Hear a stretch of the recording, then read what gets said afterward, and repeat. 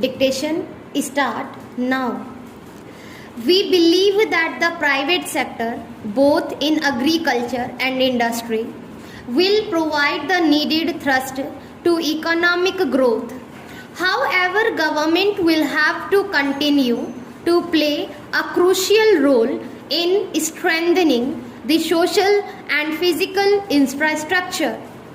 This cannot be happen unless the physical health of the government at the center and in the states improves considerably and gains strength.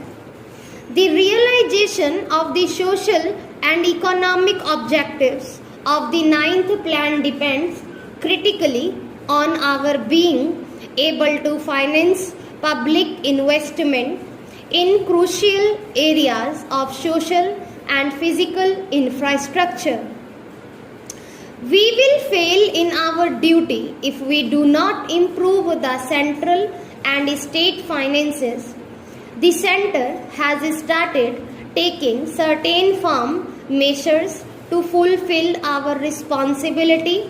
I urge the state governments to put their finances in order. Dear Chief Ministers, recent trends in this regard are alarming. States' own contribution to plan financing has been almost non-existent. States are increasingly borrowing even to finance their current consumption. Reluctance to mobilize additional resources to meet increasing expenditure is the reason for this. There is a need for austerity all around to contain wasteful public expenditure. Revenue should be increased through a greater attention to efficiency and productivity of the enormous human and financial resources we invest in our various schemes. Can we accomplish this without a political consensus to end competitive populism?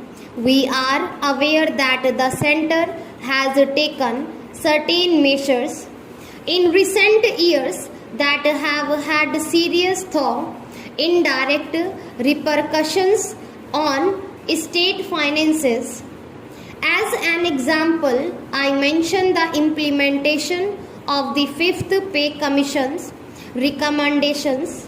Adoption of these at the center has had a snowballing effect on states.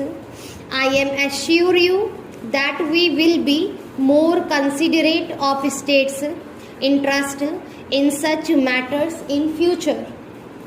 Charity begins at home. I would say the same about cutting the central government's expenditure. I urge all central ministries to enforce expenditure management rigorously.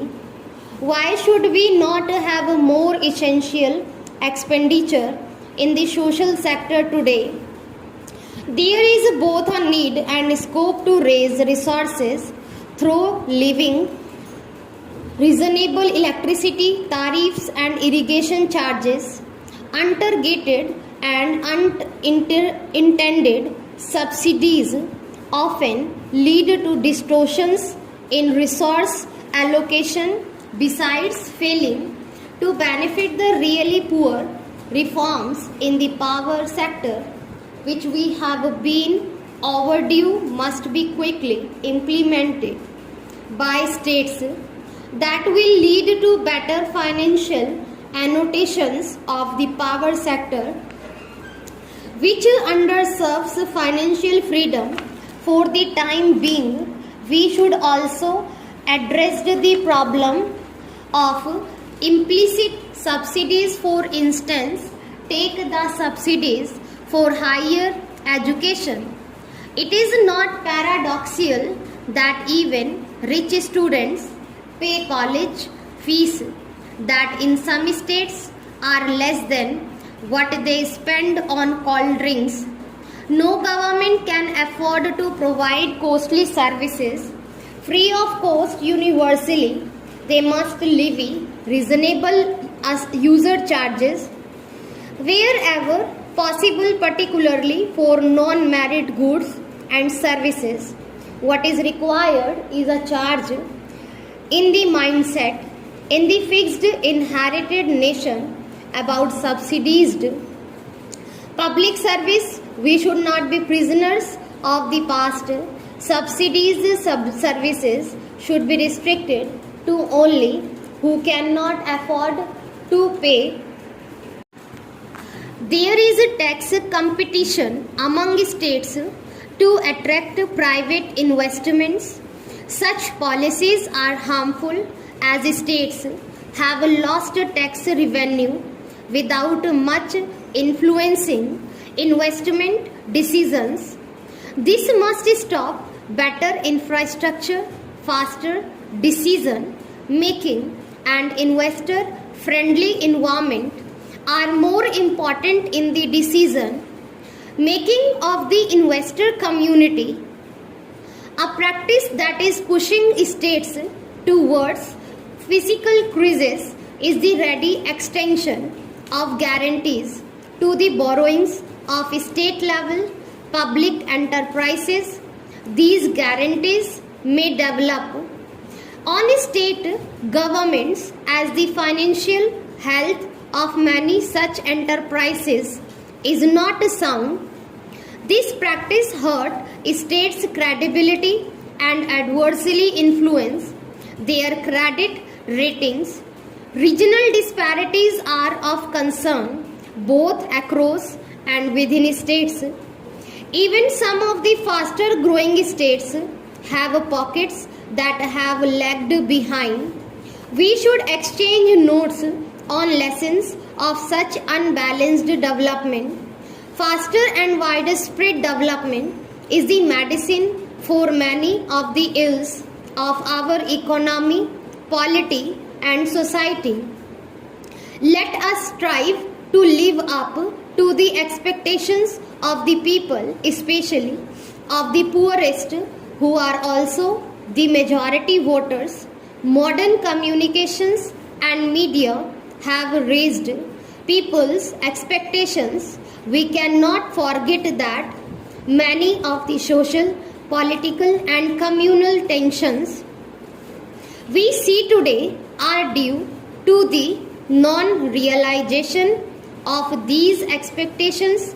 The 17th, 3rd, and 74th Amendments to our Constitution 5 years ago provide for a third tier of government. Still, several states have not yet imbibed the spirit of these amendments.